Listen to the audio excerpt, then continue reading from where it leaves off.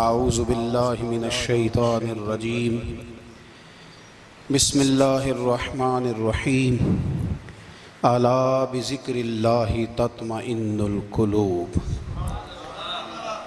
صدق اللہ العظیم وصدق رسولہ النبی الکریم ان اللہ وملائکتہ یصلون علی النبی یا ایہا الذین آمنوا صلوا علیہ وسلموا تسلیما اللہم صل علی سیدنا و مولانا محمد معدن الجود والکرم وآلہ وصحبہ وبارک وسلم۔ تمام تعریفیں حمد و ثنا اللہ تعالی جل جلالہ کے لیے۔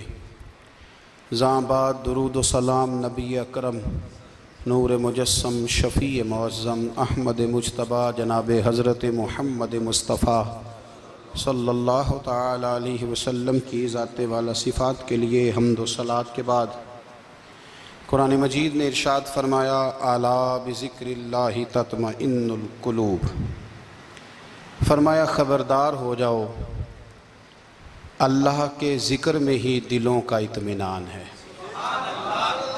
اللہ کے ذکر میں دلوں کا چین ہے۔ لوگ بہت سارا مال، بہت ساری دولت، بہت ساری عقل اور بہت سارا شعور ہونے کے باوجود بے سکون ہیں۔ جس چیز نے زمانے کو تکلیف میں مبتلا کر دیا ہے اور جو چیز ڈھونڈنے سے نہیں ملتی وہ اطمینان ہے، وہ قرار ہے۔ لوگ بھیک مانگتے ہیں، منت کرتے ہیں، دہائی دیتے ہیں کہ کہیں سے سکون کی دولت مل جائے، لیکن وہ میسر نہیں آ رہی۔ بڑے بڑے لوگ ہیں اور میں عرض کر چکا ہوں کہ مالدار بھی ہیں اور عقل مند بھی ہیں، باشعور ہیں، پڑھے لکھے ہیں، پر قلبی سکون، راحت، اطمینان، چین انہیں میسر نہیں آ رہا۔ راتیں جاگ کر گزر جاتی ہیں، دن آزمائش میں بیت جاتا ہے۔ وہ کبھی اس کے لیے ٹھنڈے علاقوں کا سفر کرتے ہیں، کبھی دوستوں کی مجلسوں میں جا کر کے بیٹھتے ہیں، کبھی گھر سے دور اکیلے میں تنہائی میں وقت گزارنے کی کوشش کرتے ہیں، لیکن دولت سکون ناپید ہوتی ہے، میسر نہیں آتی۔ عرش کا رب فرماتا ہے کیوں تو بھٹکتا پھرتا ہے، کیوں دائیں بائیں جاتا ہے، چپ کر کے مسجد آ جا اور لوگوں سے بچ کے تنہائی میں میرا ذکر کر۔ اللہ ملے گا کیا؟ فرمایا اعلیٰ بذکر اللہ تطمئن القلوب، میں تیرے بے چین دل کو چین عطا کر دوں گا۔ وہ تیرا تڑپتا اور پھڑکتا ہوا مزاج، اسے میں سکون کی دولت دوں گا۔ یہ تجھے کہیں اور نہیں ملے گا، یہ میری یاد میں ملے گا۔ یہ چین، قرار، سکون تجھے یہیں میسر آئے گا۔ اطمینان قلبی زندگی کا حسن ہے بھائی، دولت سکون اصل ہے۔ بڑے ٹھنڈے کمرے میں کچھ لوگوں کو نیند نہیں آتی، اور داتا صاحب رحمۃ اللہ علیہ آپ جائیں تو دونوں سڑکوں کے بیچ جو فٹ پاتھ ہے نا، اس پہ بھی کچھ لوگ سوئے ہوتے ہیں۔ ادھر سے بھی گاڑیاں گزرتی ہیں، ادھر سے بھی گاڑیاں گزرتی ہیں، لیکن بس نیند ہے نا، اللہ کا فضل ہے، اس نے دے دی ہے، آنے والوں کو آ گئی ہے۔ اطمینان قلبی، میرا معاشرہ بے سکون ہے، بے قرار ہے۔ مجھے کچھ لوگ کہتے ہیں جی میں آج کل بڑا بور ہو رہا ہوں، تو میں کہتا ہوں یار ہمیں تو ٹائم ہی نہیں ملا آج تک بور ہونے کا، نہیں وقت ہی نہیں اتنا میسر آیا، کون سا ٹائم نکالے جس میں بندہ بور ہو؟ وہ تو ہے کہ انسان کچھ فارغ ہو، کہیں اس کے پاس گنجائش ہو تو بور بھی ہو لے۔ کیسے بور ہو لیتے ہو؟ یہ کیا ہوتا ہے بور ہونا؟ زندگی میں اتنا وقت ہی کہاں ہے کہ انسان بور ہوتا پھرے اور یہ تصور بناتا پھرے کہ میں بڑی آزمائش میں ہوں، تو میں بڑے بور ہو رہا ہوں، تو میں بڑی تکلیف میں ہوں۔ تو وقت بہت زیادہ ہے ہمارے پاس، لایانی کاموں میں ضائع بڑا ہوتا ہے، تو ہم بور ہوتے ہیں، پریشان ہوتے ہیں۔ اللہ فرماتے ہیں یہ جو میری یاد ہے نا، لیکن اس کا بھی ایک طریقہ ہے یاد کا، اس طریقے سے اگر میرے رسول کریم علیہ السلام نے فرمایا اللہ کا ذکر اس طرح کرنا کہ دیکھنے والا تمہیں دیوانہ سمجھے۔ لوگ سمجھیں کہ کوئی مجنون ہے، کوئی جنونی ہے، کوئی پاگل ہے۔ یہاں اللہ تعالیٰ معاف کرے، آپ ذکر کی مجلس چھیڑیں، آپ نعت شریف کی مجلس چھیڑیں تو بہت سارے لوگ پروفیسر بن جاتے ہیں، وہ ساری نہیں ہلاتے، ان کی زبان ہی حرکت میں نہیں آتی۔ حالانکہ رب کریم کا ذکر اس طرح کرو کہ دیکھنے والا تمہیں دیوانہ سمجھے، کہیں اور کھونے کی ضرورت ہی نہیں۔ میرے حبیب گویا ہمیں فرماتے ہیں تو رب کے ذکر میں اس طرح کھو جا کہ تجھے دنیا کا خیال ہی نہ رہے، تجھے پھر دنیا کی ہوش نہ رہے۔ لیکن اگر نماز میں بھی خیال غیر آئے، ذکر میں بھی توجہ کہیں اور ہو، زندگی میں وہ عجیب لمحہ تھا، وہ میرے ساتھ تھا اور میں تنہا تھا، اگر ماحول یہ ہو کہ آپ کہیں جسم کے ساتھ تو موجود ہوں، روح موجود نہ ہو، تو پھر لذت ذکر بھی میسر نہیں آتی، پھر کیف نہیں حاصل ہوتا۔ یاد رکھیں کہ اس طرح کھو کے رب کی یاد کہاں سے کیف آئے گا؟ الجھ ہی پڑا گئے ہیں۔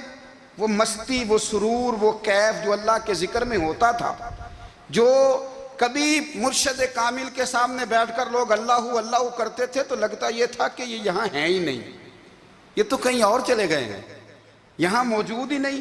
لیکن اب وہ موج نہیں، وہ شوق نہیں، وہ درد نہیں، وہ زیب نہیں۔ اقبال تڑپ کے کہا کرتے تھے، خیرت کی گتھیاں سلجھا چکا ہوں، یا رب مجھے صاحب جنوں کر دے، اللہ مہربانی فرما، وہ کیفیت دے، وہ سرور دے۔ زندگی میں اگر اطمینان چاہتے ہو تو کبھی کبھی سب کچھ بھول کے نا تو مست ہو جایا کرو رب کی یاد میں۔ کبھی کبھی چھوڑ دیں دنیا، چھوڑیں یار موبائل، کسی وقت کریں اس کو بند، چھوڑیں اس بات کا خیال کہ فلانے نے سلوٹ کیا ہے کہ نہیں کی، چھوڑیں۔ حضرت باجزید بستامی رحمت اللہ تعالیٰ علیہ فرماتے ہیں میں نے اعتکاف کبھی اپنی مسجد میں نہیں کیا، یہ کہ سارے ہی ہاتھ چومنے والے، سارے ہی پیار کرنے والے۔ فرماتے میں جب اعتکاف کرتا تھا تو میں بستام سے دور نکل جاتا تھا جہاں کوئی مجھے جاننے والا نہ ہو۔ اٹھ بلیا چل اوتھے وسیے جتھے وس دے نہیں سارے ینے، نہ کوئی ساڈی ذات پچھانے تے نہ کوئی سانو مننے، چل ادھر چلیں۔ اٹھ بلیا چل اوتھے وسیے جتھے وس دے نہیں سارے ہی انے، نہ کوئی ساڈی ذات پچھانے تے نہ کوئی سانو۔ اتنا شوق ہے سلوٹ کرانے کا، اتنا شوق ہے تعارف کرانے کا، اتنا شوق ہے اپنا بتانے کا، تو یہ چیز غلبہ کر جاتی ہے، پھر نام رہ جاتا ہے، روح نہیں رہتی، پھر وجود رہ جاتا ہے، پھر باطن کی کیفیت نہیں رہتی۔ خدا را اپنے آپ کو بے چین نہ کرو، بے قرار نہ کرو، بے سکون نہ کرو، رب کی یاد میں آ جاؤ، درود و سلام میں آ جاؤ، نعت کے حسن میں آؤ، تلاوت کی دنیا میں آؤ، سجدوں کے نور میں آؤ۔ آؤ کبھی کھول کے دل مسجد کی صفائیاں کریں، آؤ نہ کبھی کوئی بوڑھا، دادی، نانی، دادا، ان کے پاس بیٹھ کے پیر دبا کے اللہ کو راضی کریں۔ یہ کیف والی جگہ ہیں، یہ سرور والی جگہ۔ اتنی بے چین ہماری زندگی ہے، بے قرار ہے، تڑپتے ہوئے لوگ، لڑتے ہوئے لوگ، ایسے لگتا ہے ابھی ایک دوسرے کا گریبان تھام لیں گے، بے قرار، بے چین۔ کسی کو انتظار کا کہا جانا کہ 10-20 منٹ کسی کا انتظار کرو تو بعض لوگ مجھے ایسے لگتا ہے جیسے ان کا کلیجہ پھٹ جائے گا، ڈاکٹر کے انتظار میں بیٹھے ہیں تو بڑے پریشان ہیں۔ کسی کو ملنے گئے ہیں کو آدھا گھنٹہ بیٹھنا پڑ گیا تو بڑی دقت میں ہیں۔ اپنے آپ کو سکون دیں۔ آپ یقین کریں بڑا مزہ آتا ہے، کبھی کسی کا انتظار کرنا پڑے تو 2-4 تسبیح درود شریف پڑھی جاتی ہے، یعنی ذوق بن جاتا ہے کہ چلو اللہ نے موقع دیا ہے، کوئی سرکار کو یاد کر لیں، تنہائی مل گئی۔ ہمارا مزاج جس سختی کا شکار ہے، وہ سختی آہستہ آہستہ ہمیں زیادہ آزمائش میں ڈال گئی۔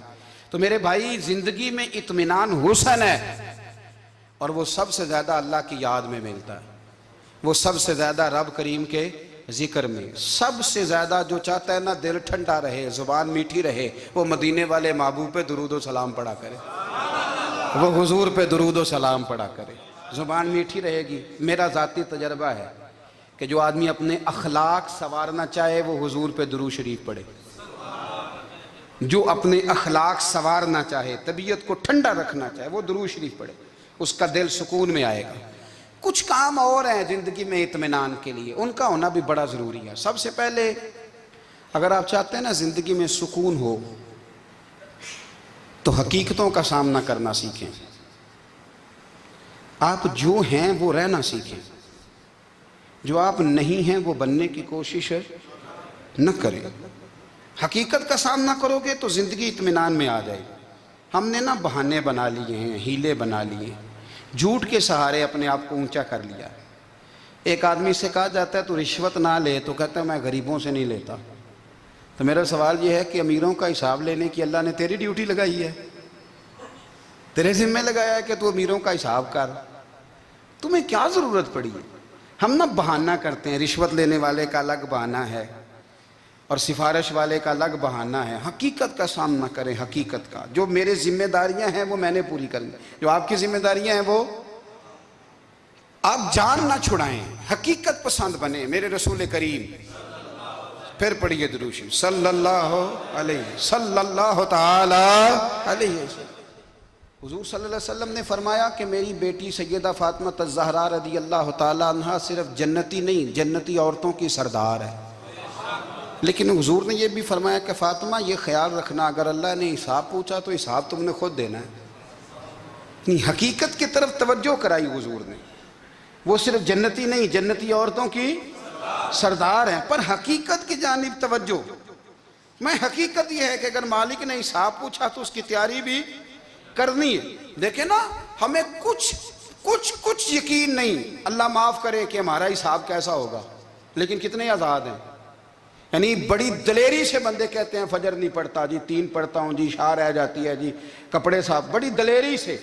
اور سیدہ فاطمہ الزہرا نے ساری رات مصلی آباد رکھا ہے، حالانکہ انہیں یقین تھا کہ رب مجھے بغیر حساب کتاب جنت دے گا۔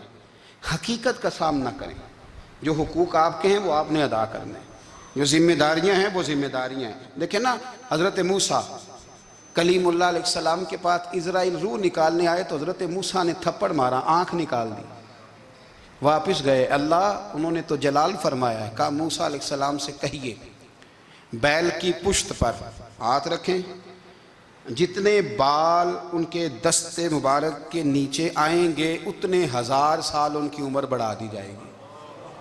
یعنی میرے کان میں کوئی بتا دے کہ جناب 60 سال بڑھ گئی، یا آپ کے کان میں کوئی کہہ دے تو خوشی ہوتی ہے کہ نہیں؟ لیکن یہ حقیقت پسندی نہیں، اس لیے کہ 60 بھی گزر جائیں گے، 70 بھی، یہ حقیقت نہیں۔ حضرت موسیٰ کلیم، چلے میں مثال دیتا ہوں، سمجھ لے 10 بال، حالانکہ بہت زیادہ آتے ہوں گے، 10 بال اگر حضرت موسیٰ کے ہاتھ کے نیچے آئے تو 10,000 سال تو عمر بڑھ گئی نا۔ 10 یعنی 10 سال نہیں، 10 100 نہیں، 10 بہت زیادہ تھی نا۔ تو حضرت موسیٰ کلیم اللہ علیہ السلام سے آ کے عرض کیا گیا، حضور بیل کی پشت پر ہاتھ رکھیں، جتنے آپ کے ہاتھ کے نیچے بال آئیں گے اتنے 1000 سال عمر بڑھ جائے گی۔ تو حضرت موسیٰ نے حقیقت پسندی والی بات کی، فرمایا پھر کیا ہوگا؟ 10,000 سال کے بعد پھر کیا ہوگا؟ کہا حضور جانا تو پھر بھی ہے، فرمایا پھر ابھی چلتے ہیں۔ اگر جانا ہے نا، جانا ہے تو پھر، اگر جانا ہے تو پھر ابھی۔ اور سجنوں، اگر نماز پڑھنی ہے تو ابھی کیوں نہیں؟ اگر داڑھی رکھنی ہے تو پھر رمضان کا انتظار کیوں کریں؟ ابھی کیوں نہیں؟ اگر سچ بولنا ہے تو پھر، اگر رزق حلال کھانا ہے تو پھر انتظار کا ہے گا۔ حقیقت ہوتی ہے، بہانہ ہوتا ہے، حقیقت چھپ نہیں سکتی بناوٹ کے اصولوں سے، کیونکہ خوشبو آ نہیں سکتی کبھی کاغذ کے پھولوں سے۔ یہ بات یاد رکھیں، اگر جانا ہے تو حضرت کلیم فرمانے لگے پھر 10,000 سال کے بعد بھی جانا ہے تو آج بھی۔ ہمیں بے قراری زندگی میں اس لیے کہ ہم حقیقت پسند نہیں، ہم بہانوں میں، ہم ہواؤں میں جیتے ہیں، ہواؤں میں، خیالات میں زندگی گزارتے ہیں۔ بڑا ٹائم پڑا ہے، مثلاً کتنا میرے رسول کریم صلی اللہ تعالیٰ علیہ وآلہ وسلم نے ایک دن صحابہ سے فرمایا تمہیں حیا نہیں آتی؟ حضور کیا ہوا؟ فرمایا وہ والے مکان بناتے ہو جن میں تم رہ نہیں سکتے، وہ والا مال جمع کرتے ہو جو کھا نہیں سکتے، حیا نہیں آتی؟ عرض کی حضور حکم کریں تو محبوب فرمانے لگے جوتے کا ایک تسمہ بند کرتا ہوں تو سوچتا ہوں دوسرا بند کرنے سے پہلے موت آ جائے گی، ایک سانس اندر جاتی ہے تو دوسرا آنے سے پہلے میں یاد کرتا ہوں کہ مجھے دنیا سے جانا ہے۔ تمہیں حیا نہیں آتی؟ وہ مکان بناتے ہو جن میں رہ ہی نہیں سکتے، وہ مال جمع کرتے ہو جو کھا۔ حقیقت پسند نہیں بھائی ہم۔ بہت سارے لوگ ہیں بڑی باتیں سناتے ہیں، بڑی میں کہتا ہوں اصل میں نا زیادہ باتیں سنا کے نا بیچارہ اپنے آپ کو مطمئن کرنا چاہتا ہے، اصل بات یہ ہے کہ اندر سے نا ہلا ہوا ہے، کچھ بھی نہیں، بڑا زیادہ ہنستا ہے اور مجھے لگتا ہے کہ کوئی گہرا زخم چھپا رہا ہے۔ اس لیے ملمہ سازی، حقیقت پسند بنو، حقیقت پسند۔ یاد رکھنا، من ترک صلاۃ متعمدا فقد کفر، میرے رسول نے حقیقت بیان کی، فرمایا جس نے ایک نماز بھی جان بوجھ کے چھوڑی اس نے رب کے رب ہونے کا انکار کیا، اس نے کفران نعمت کیا۔ یہ حقیقت ہے، کوئی کلیریفیکیشن نہیں، کوئی وضاحت نہیں۔ جو نماز نہیں پڑھتا، جھوٹ بولتا ہے، غلط بیانی کرتا ہے، جو شخص رزق حرام کما کے کہتا ہے کہ اس کے بغیر گزارا نہیں چلتا، وہ جھوٹ بولتا ہے۔ اس لیے کہ رب فرماتا ہے جب تجھے پیدا کیا ہے تو تیرا رزق میرے ذمہ ہے۔ اللہ فرماتا ہے کہ لا یکلف اللہ نفسا الا وسعہا، میں کسی پر وہ بوجھ نہیں ڈالتا جو اٹھا نہ سکے۔ نماز فرض کیا، اس کا مطلب ہے ہم پڑھنے کے قابل ہیں، اس نے ہمارے ذمہ داریاں لگائی ہیں، تو مطلب یہ ہے کہ ہم ذمہ داریاں ادا کرنے کے قابل ہیں، ورنہ وہ کہتا ہے میں وہ بوجھ ڈالتا ہی نہیں جو تجھ سے اٹھایا نہ جائے۔ اگر چاہتے ہو کہ زندگی میں اطمینان ملے تو خدا را حقیقت پسندوں والی زندگی گزارو۔ یہ فضاؤں میں زندہ رہنا، ہواؤں میں، اللہ بڑا معاف کرنے والا ہے، اللہ بڑا کریم ہے، معاف کر دے گا، تو بھئی یہ بات صحابہ کو بھی پتا تھی، یہ اہل بیت کو بھی خبر تھی، تو وہ تو ایک ایک بات کا لحاظ کرتے تھے۔ یہ غوث اعظم کو بھی پتا تھی، یہ ان کے والد کو بھی پتا تھی، جنہوں نے کسی کا ایک سیب کھا لیا تھا تو 12 سال اس کے گھر میں نوکری کرتے رہے، انہیں نہیں پتا تھا اللہ بڑا کریم ہے، معاف کر دے گا، ایک سیب ہی ہے نا۔ تو حقیقت پسندی آپ کو سکون دے گی، اور اگر آپ نے اپنے آپ کو غیر مطمئن کیا ہوا ہے، بات کچھ اور ہے، اور آپ نے اپنے آپ کو ڈال کسی اور طرف لیا ہے، تو پھر آپ کو سکون مل سکتا؟ سکون حقیقت پسندی میں، اصل میں سکون ہوتا ہے، اداکاری میں سکون نہیں ہوتا۔ تیسری بات سنیں، اگر آپ چاہتے ہیں زندگی میں مطمئن رہیں تو دنیا داروں سے امیدیں توڑ دیں، اللہ اور اس کے رسول سے امید وابستہ کریں، اولیاء اللہ سے امیدیں وابستہ کریں، صحابہ اور اہل بیت سے امیدیں، اللہ اور اللہ والوں سے امیدیں، دنیا داروں سے امیدیں۔ آپ کو پتہ ہے دنیا دار کی تباہی کب ہوتی ہے؟ جب انہیں خوش آمدی مل جاتی ہے۔ چودھری کا بیڑا اس وقت غرق ہوتا ہے جب اسے چودھری کہنے والے زیادہ ہو جاتے ہیں۔ سیٹھ صاحب اور نواب صاحب بیچارے تباہ تب ہوتے ہیں بھولے پن میں، جب ان کے دائیں بائیں ریلا ہوتا ہے سیٹھ صاحب کہنے کا، لوگ انہیں کھانا چاہتے ہیں، پیار ان کا نہیں ہوتا، ان کی جیب کا ہوتا ہے،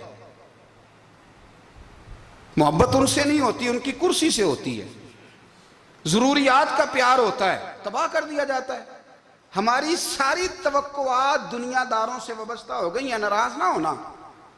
پیروں نے، مولویوں نے، درویشوں نے، انہوں نے بھی سیٹھ رکھے ہوئے جلسوں کی صدارت کرانے کے لیے، یعنی مذہبی جلسہ ہے، اس میں بہت زبردست پڑھے لکھے صاحب تقوی عالم کا خطاب ہے، اور کی صدارت وہ بندہ کر رہا ہے جس نے عشاء کی نماز بھی نہیں پڑھی، وہ بندہ صدارت کر رہا ہے۔ کیوں؟ اس لیے کہ اس نے لاکھ روپیہ دیا محفل میں۔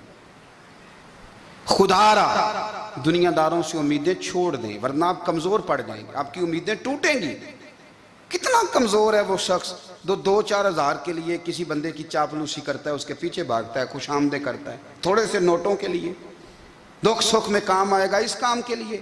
میرے رسول کریم علیہ السلام نے فرمایا جس نے بندوں کو راضی کرتے کرتے رب کو ناراض کر دیا، اس کی دنیا بھی گئی اور آخرت بھی گئی، اور فرمایا جس نے بندوں کی پرواہ نہیں کی، اللہ کو راضی کیا، فرمایا اگر رب راضی ہو گیا تو لوگوں کے دلوں میں بھی محبت پیدا فرما دے گا۔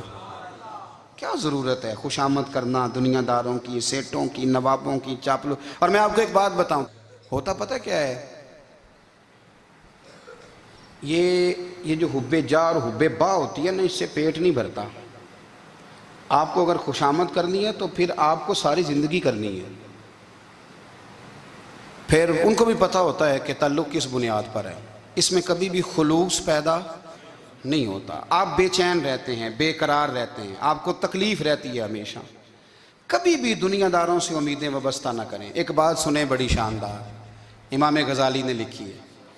امام غزالی فرماتے ہیں کہ ہارون رشید نا حج کر کے واپس آیا بغداد میں، تو کونے میں حضرت بہلول دانا بیٹھے تھے، رش بہت تھا، مجمع بڑا تھا، حضرت بہلول دنا بھی سڑک کے کنارے بیٹھے تھے تو سپاہی کہنے لگے یہاں سے اٹھ جاؤ، فرمانے لگے ہارون رشید کی زمین نہیں، زمین میرے رب کی ہے، میں کیوں اٹھوں؟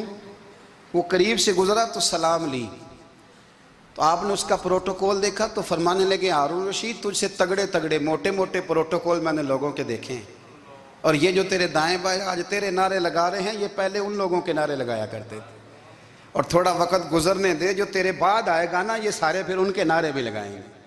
تو جھوٹ کی دنیا میں زندہ ہے، ان سے تو نے امیدیں وابستہ کی ہیں، یہ کل اس کے نعرے لگائیں گے۔ اس کے دل پہ بڑا اثر ہوا، گھوڑے سے اتر آیا، آگے کہنے لگا حضور آپ نے مجھے بڑی اچھی نصیحت کی ہے، میرا دل بڑا ٹھنڈا ہوا ہے، میں نے سنا ہے آپ مقروض ہیں، کچھ لوگوں کا قرض، تو مجھے کوئی حکم ہی کر دیں۔ آپ ہنسنے لگے، فرمانے لگے یار تو بڑا ہی بیوقوف ہے، بڑا ہی بیوقوف ہے تو، میں تجھے نصیحت کر رہا ہوں تو مجھے الجھا رہا ہے، حضور کوئی حکم کر دیں۔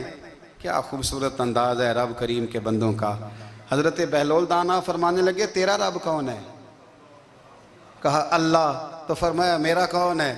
کہا اللہ۔ فرمانے لگے یہ تو نہیں نہ ہو سکتا کہ اللہ ہارون رشید کو دیتا رہے اور بہلول دانا کو بھول ہی جائے، یہ تو نہیں نہ ہو سکتا کہ ہارون رشید کو دیتا رہے اور بہلول دانا کو بھول جائے۔ فرمایا اس کا دل، اس کا ارادہ ہوا، ارادہ قدرت ہوا کہ بہلول مقروض رہنا چاہیے، تو اگر رب مجھے رکھنا چاہتا ہے، دکھ قبول محمد بخشا راضی رہن پیارے، اگر وہ چاہتا ہے میں مقروض رہوں تو میں بھی چاہتا ہوں کہ میں مقروض ہی رہوں، یہ تو نہیں نہ ہو سکتا کہ تجھے دے اور مجھے نہ دے۔ فرمایا میری تجھ سے کوئی امید نہیں، مجھے جب بھی دے گا میرا رب بھی دے گا، اور وہ دے گا تو پھر انشاءاللہ خزانے کھول کے دے گا۔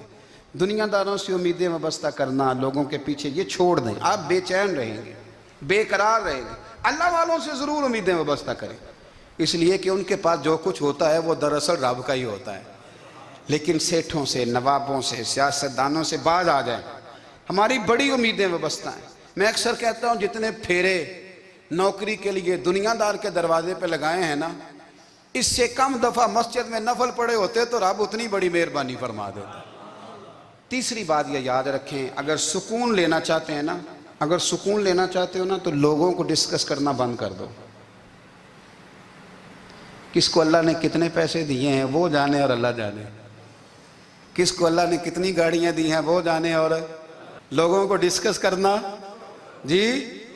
یعنی میں ایک جگہ بیٹھا تھا تو ایک صاحب گاڑی والا گزرا، گاڑی میں بیٹھ کے، اس کا پڑوسی تھا، کہندے تھا منہ ہے کار والا، میں کہ وہ تے ہے تاں ہی بیٹھا ہے، تے ہن میں کہ سمجھانا سی نا انہوں، میں کہ توں تے میں حساب لائیے بھی ساڈے کول کوئی نہیں، وہ تے ہے، لیکن نا اللہ نے اسے دی ہے نا، تو اللہ نے چاہا نا وہ کار میں بیٹھے، تو جس نے پھٹے پہ بیٹھ کے یہ تبصرہ کیا کہ منہ ہے کار والا، میں کہ ابھی وہ تے ہے تاں کار ہے۔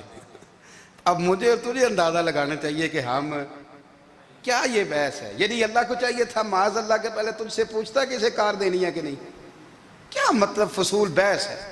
وہ چیز ہمیں اتنا تنگ کرتی ہے، اتنی تکلیف دیتی ہے کہ آپ یقین کریں سارا دن اسی کو ڈسکس کرتے ہیں، سارا دن۔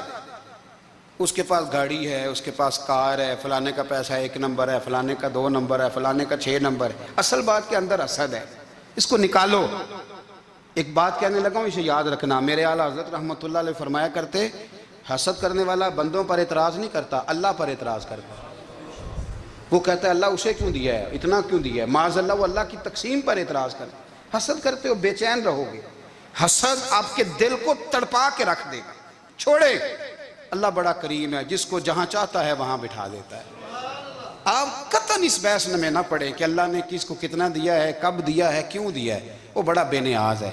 حسد آپ کو تباہ کرے گا۔ دنیا میں پہلا گناہ جو ہوا تھا وہ حسد تھا۔ ابلیس نے حضرت آدم سے حسد کیا، کہنے لگا میں بہتر ہوں، سرداری اس کو مل رہی ہے، یہ تو اللہ کو پتہ ہے نا کس کو دینی ہے۔ اور دنیا میں پہلا قتل حسد کی وجہ سے ہوا، حابیل قابیل کے درمیان حسد کا معاملہ تھا، خاتون کا نکاح اس سے کیوں ہو رہا ہے، مجھ سے ہونا چاہیے۔ حسد تباہی کرتا۔ آپ یقین کریں، یعنی دکاندار کے سامنے دوسری دکان پڑتی ہے اور پریشان ہو جاتا ہے، وہ کہتا ہے میرا کیا بنے گا، لا حول ولا قوت الا باللہ العلی العظیم۔ یعنی تیرا کیا خیال ہے کہ تیرے حصے کی روٹی وہ کھا جائے گا؟ اتنا چھوٹا دل. یعنی تیرا موقف یہ ہے کہ تیرے حصے کا نصیب اس تک چلا جائے گا، یہ تیری خواہش ہے. ایک دوسرے کی کمزوریاں بیان کرنا، اس کا تو مال ہی ناقص ہے جی، اس کے تو پاس ہی کچھ نہیں. یہ تو کمزور لوگوں کا طریقہ ہے. میرے رسول کریم علیہ السلام گزر رہے تھے، پت جھڑ کا موسم تھا، خزاں کا موسم تھا، درختوں کے پتے جھڑ رہے تھے. صحابہ کو ساتھ لے کے حضور گزرے اور ایک درخت کی ٹہنی کو پکڑ کے حضور نے ہلایا. صحابہ فرماتے ہیں کہ چھم چھم اس کے پتے گرے، زمین پر ڈھیر لگ گیا. حضور نے فرمایا دیکھا تم نے کیا ہوا؟ حضور ہاں. فرمایا کتنی تیزی سے پتے جھڑے ہیں، صرف تنا رہ گیا ہے اور خالی ٹہنیاں رہ گئی ہیں، کوئی حسن بچا ہے؟ حضور نہیں. تو نبی کریم فرمانے لگے جو حسد کرتا ہے نا، اس کی نیکیاں بھی اسی طرح جھڑ جاتی ہیں، اسی طرح. اور ایک جگہ حضور فرمانے لگے جس طرح راکھ لکڑی کو آگ کھا جاتی ہے، جس طرح لکڑی کو آگ، جب آگ کھا جائے تو پھر لکڑی کو لکڑی نہیں کہا جاتا، راکھ کہا جاتا ہے، کوئلہ کہا جاتا ہے. اس کی اصل باقی یعنی اسے کھائی جاتی ہے. تو حضور علیہ السلام فرمانے لگے جس طرح آگ لکڑی کو کھا جاتی ہے، فرمایا اسی طرح حسد نیکیوں کو کھا جاتا ہے، نیکیاں رہتی نہیں. حسد کرنے والے کے پاس نیکیاں یعنی ان کی اصل شکل موجود، کبھی بھی حسد نہیں کریں. اللہ کی تقسیم ہے، جس کو چاہے جب چاہے جتنا چاہے عطا کرے.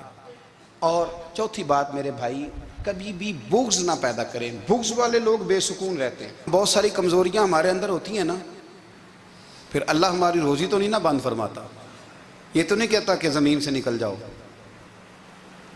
اگر یہی والا معاملہ ہو جو ہمارا ہے کہ شادی پہ اس نے میرے ساتھ برا سلوک کیا تھا، اب ساری زندگی بغض رکھنا ہے. اگر یہی معاملہ فرشتے اللہ کی بارگاہ میں کہیں کہ یا اللہ اس نے فلانے دن شراب پی تھی، اب اس کو زمین میں نہیں رہنے دینا، نظام زندگی چلے گا. تو اگر اللہ ہمیں معاف کرتا ہے تو ہم بندوں کو معاف کیوں نہیں کرتے؟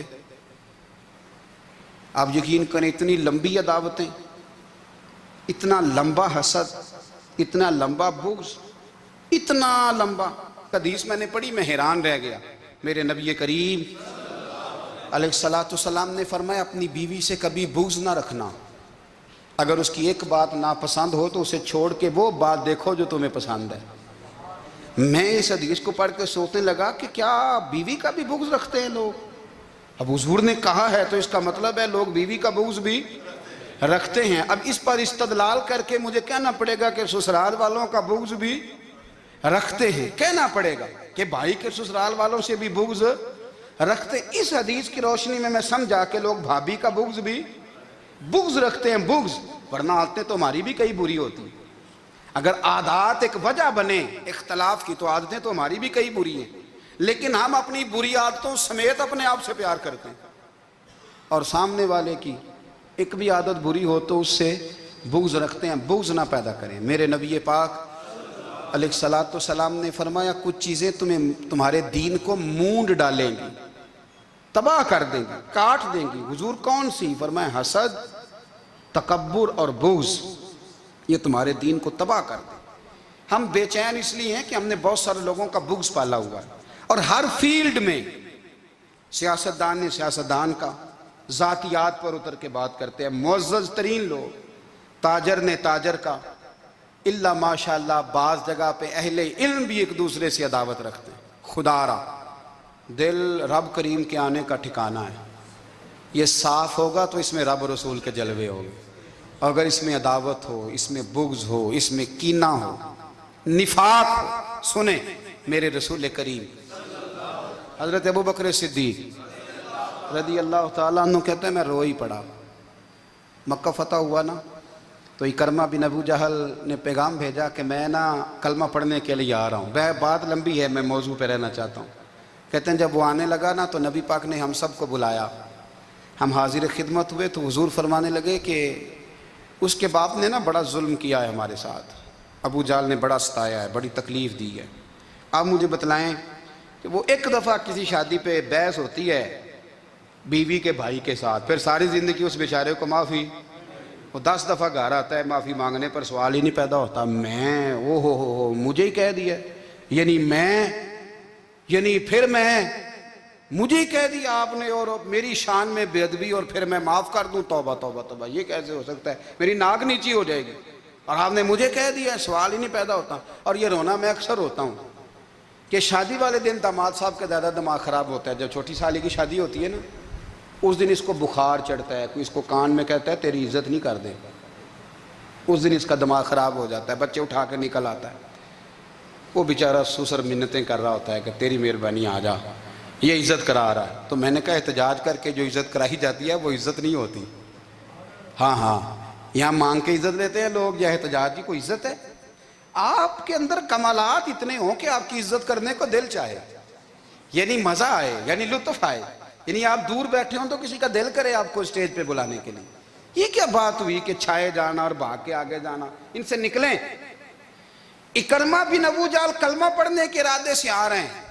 حضور علیہ السلام نے صحابہ کو بلایا کتنی زیادہ عداوت رکھی جا سکتی تھی معاذ اللہ کب سے وہ چلا تھا ظلم کرنے اور اس کے بعد اس کا بیٹا شروع ہو گیا کتنی باتیں تھیں جو ناقابل معافی تھیں پر کریم رسول نے ہمیں بتلایا ہے کہ سکون والی زندگی کہتے کس کو ہے جب سب لوگ جمع ہو گئے تو حضور نے فرمایا بھئی وہ کلمہ پڑھنے آ رہا ہے اس کے باپ نے ظلم بڑے کیے ہیں پر میری نصیحت یہ ہے کہ اس کے سامنے اس کے باپ کو کوئی برا نہ کہے خبردار کوئی اس کے سامنے کوئی بات نہ کرے اب وہ کلمہ پڑھنے آ رہا ہے مطیع ہو کے آ رہا ہے بان کے آ رہا ہے کہتے ہیں اللہ کے رسول نے نا کافی دیر تک خطبہ دیا بریفنگ دی بات سمجھائی جناب صدیق اکبر کہتے ہیں میں رو پڑا ایک صحابی مجھے کہنے لگے تمہیں کیا ہوا تو میں نے کہا میں مصطفیٰ کی رحمت پہ رو رہا ہوں دیکھو کن کے لیے حضور گراؤنڈ بنا رہے ہیں اے دیکھو کن کے لیے حضور تیاری کر رہے ہیں جنہوں نے ساری زندگی دشمنی کی خدا را یہ اندر سے عداوتیں نکال پھینکو او بھائی اتنا تو لمبا ٹائم ہی کوئی نہیں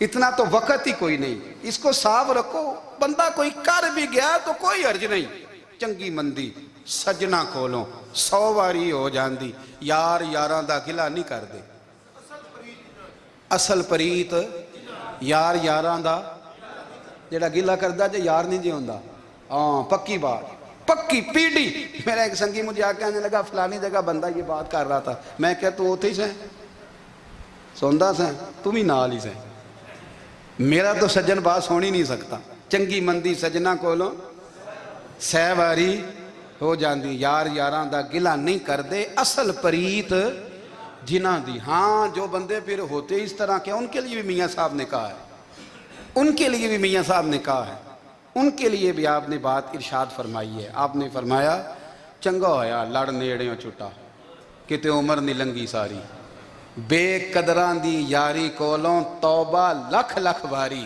او چنگا ہویا لڑ نیڑیوں چھٹا کتے عمر نہیں لنگی ساری جو اس طرح کا تھا نا شکوے کرنے والا بغض رکھنے والا فرمایا بے قدران دی یاری کولوں توبہ یعنی لاکھ تے لاکھ کنے ہو گئے یعنی 2 لاکھ باری توبہ کی تھی انہوں نے گنی نہیں جا سکتی جتنی میاں صاحب نے توبہ کر دی بے قدرے دوست بے قدران دی یاری کولوں توبہ لکھ لکھ باری چنگا ہویا لڑ نیڑیوں چھٹا کتے عمر نہیں لنگی ساری تو مہربانی کریں ایک تو اگر آپ مطمئن رہنا چاہتے ہیں تو کبھی کبھی نا مست ہو کے ذکر الہی کریں مست ہو وہ والا ذکر نہیں جس میں آپ موبائل بھی دیکھ رہے ہیں اور کہانیاں بھی میرے سامنے کو بندہ جمعے والے دن یا تقریر کے درمیان تسبیح لے کے بیٹھ جائے تو میں اس سے پوچھتا ہوں تو 2 کام ایک ٹائم جکے میں پہ کرنا ہے میری بھی بات سن رہے ہو تسبیح پڑھی تو ممکن ہی نہیں تسبیح تو تسبیح ہے جب وہ ہوگی تو پھر کوئی اور کام سوال ہی نہیں پیدا ہو ایک تو ذکر کریں محو ہو دوسری بات حقیقت کا سامنا کریں